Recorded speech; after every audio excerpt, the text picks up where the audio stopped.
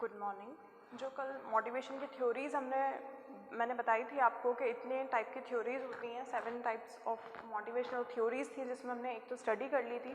अब जो next theory है वो है आपकी theory X and theory Y. तो ये थ्योरी जिन्होंने प्रपोज की है वो डगलस मैकग्रेगर हैं।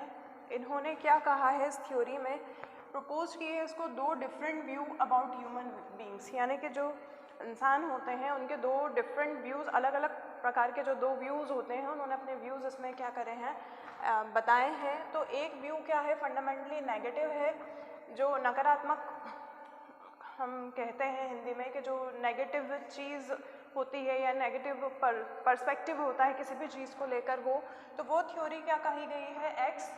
और द अदर जो है फंडामेंटली पॉजिटिव जिसको कहा गया है वो है थ्योरी वाई।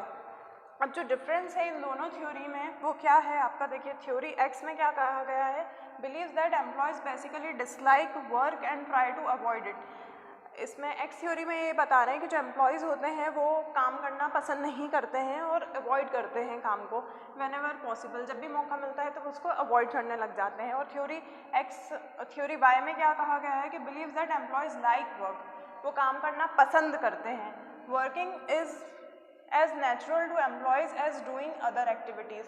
जो काम करने का तरीका होता है एम्प्लॉयज़ का, वो किसी भी संस्था की हम बात कर रहे हैं, किसी भी संस्था में किसी भी एम्प्लॉय का काम करने का तरीका ऐसा होता है कि जैसे कि वो एक कोई सी दूसरी एक्टिविटी परफॉर्म कर रहे हैं। लेकिन एक्स में उन्होंने क्या कहा है कि उनको काम करना पसंद नहीं है और जब भी पॉसिबल होता है तो वो काम से बचने की कोशिश करते हैं। ये आपका फर्स्ट पॉइंट था। फिर नेक्स्ट पॉइंट में ये बताया इन्होंने कि involves controlling, threatening and punishing employees to achieve goals. यहाँ पर क्या किया जाता है, उनको कंट्रोल किया जाता है, उनका नियंत्रण किया जाता है, उनको डराया जाता है, उनको पनिश किया जाता है, काय के लिए, ताकि उनके जो गोल्स होते हैं वो जो उद्देश्य हैं संस्था के उसको अचीव कर सकें। अब थ्योरी वाई में क्या कहा गया है कि believe that employees exhibit self direction and self control. यहाँ पर ये बता रहे हैं कि जो एम्प्लॉयज़ हैं वो अपने खुद के जो डायरेक्शंस होते हैं, जैसे कि कहते हैं ना कि दिशा बताई जाती है काम करने के लिए, जो लीडर उनको क्या करते हैं, डायरेक्शन देते हैं कि आप इस तरीके से इस काम को करें, तो वो खुद को कंट्रोल करते हैं। सेल्फ कंट्रोल उनका होता है कि कब उनको किस तरीके से कौन सा काम करना है, उसमें जो उनको रिसोर्सेज दिए गए हैं वो किस तरीके से यूज़ करना है। और यहाँ पर ये बताया गया है कि उनको पनिशमेंट का डर बताया जाता है कि उनको पनिश किया जाएगा, उनके मन में डर बिठाया जाता है क्योंकि वो काम करना पसंद नहीं करते हैं। लेकिन यहाँ पर बताया गया है कि वो खुद को अच्छी तरीके से खुद ही जो काम का तरीका है वो निकालने की कोशिश करते हैं, उस ढंग से वो काम करते हैं और खुद को कंट्रोल करते हैं। फिर नेक्स्ट थ्योरी में इन्होंने कहा है presumes that employees are lazy. इन्होंने यहाँ पर एम्प्लॉयज़ को क्या बताया है कि वो आलसी होते हैं, सो दैट अवॉइड रिस्पॉन्सिबिलिटीज़। वो आलसी होते हैं इसलिए क्या करते हैं, वो अपनी जिम्मेदारियों को अवॉइड करते हैं, नज़रअंदाज करते हैं। वेट फॉर फॉर्मल डायरेक्शन, जब तक संस्था में उनको कोई डायरेक्शन नहीं दिया जाता है उस चीज़ का वो इंतज़ार करते हैं, ऐसा एक्स थ्योरी का कहना है। अब presumes that a normal person can learn to accept and take responsibilities. Theory Y में कहा गया है कि जो नॉर्मल पर्सन होते हैं वो क्या करते हैं, जो भी उनके काम होते हैं, जिस भी तरीके से उनको करने का बताया जाता है, वो उस काम को, जो उनकी जिम्मेदारियां होती हैं उनको एक्सेप्ट करते हैं, अच्छी तरीके से उनको निभाने की कोशिश करते हैं। लेकिन यहाँ पर तो उन्हें आलसी बता दिया है और ये कहा गया है कि वो अपनी जिम्मेदारियों से भागते हैं।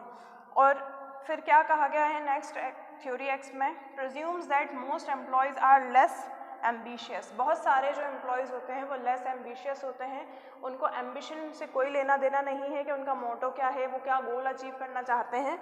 And give more value to secure working environment, और वो कैसे पर्यावरण को ज़्यादा प्रायोरिटी देते हैं, जो मोर वैल्यू, मतलब जहाँ पर क्या होता है, जो सिक्योर होता है, जहाँ वो बच सकते हैं हर चीज़ से, वो ऐसे एनवायरनमेंट को सिक्योर समझते हैं और ऐसे एनवायरनमेंट में काम करना पसंद करते हैं और एम्बिशन से उनका कोई लेना देना नहीं होता है।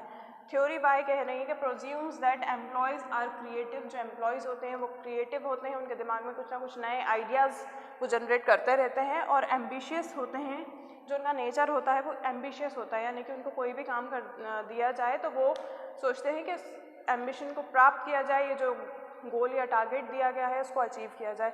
अब फाइनली जो इसका कंक्लूजन आता है तो उसमें मैकग्रेगर कहते हैं कि had the view that the theory Y is more valid. उनका ये कहना है कि जो थ्योरी वाई है वो ज़्यादा वैलिड है in comparison to theory X. He proposed that by allowing employees to take part in decision making and assigning them challenging jobs, their motivation level can be increased. उनका ये कहना है कि अगर हम एम्प्लॉयज़ को कहेंगे कि आप अपने निर्णय खुद लें, निर्णय खुद करें, डिसीजन अपने खुद के खुद लें अपने अकॉर्डिंग, और उनको असाइन करेंगे कि वो जो उनकी जॉब में चैलेंजेस दिया गए हैं उनको एक्सेप्ट करें एंड देयर मोटिवेशन लेवल, इससे क्या होगा, उनका जो मोटिवेशन लेवल यानी कि जो उनको प्रोत्साहित करने का जो उनका लेवल होता है वो इंक्रीज़ हो जाता है कि इनका एम्प्लॉयज़ का। अगर हम उन्हें कहते हैं कि आप कोई भी काम उनको देके कहते हैं कि आप अपने अकॉर्डिंग डिसीजन लें, आप क्या करें, चैलेंजेस जो हैं आपकी जॉब के उनको एक्सेप्ट करें। फिर और फाइनली इन्होंने क्या कहा गया, there is no proof that this is a valid, इस चीज़ का कोई प्रूफ भी नहीं है कि ये वैलिड है and successful theory to motivate employees. इन्होंने क्या कहा गया है, कहा है कि इसका कोई प्रूफ नहीं है कि ये थ्योरी वैलिड है या इसको कोई सक्सेसफुल या मोटिवेट, मतलब ये जो मोटिवेशन थ्योरी होती है कि ये काम अगर हम एम्प्लॉयज़ के साथ करते हैं तो वो बहुत अच्छे से मोटिवेट होंगे, तो ये कोई ऐसा भी नहीं है कि ये बहुत ही सक्सेसफुल है या आप इसे सक्सेसफुल भी नहीं कह सकते हैं। तो ये मोटिवेशनल जो थ्योरी थी आपकी, theory X and theory Y में ये डिफरेंस बताया है इन्होंने। जब एग्ज़ाम में आती है तो आपको इसी तरीके से डिफ्रेंशिएशन भी करके आना है और इनका, और ये जिन्होंने भी प्रपोज की है इनके जो व्यूज़ हैं ये आपको उसमें और उसके कंक्लूजन्स आपको एग्ज़ाम में लिख कर आना है।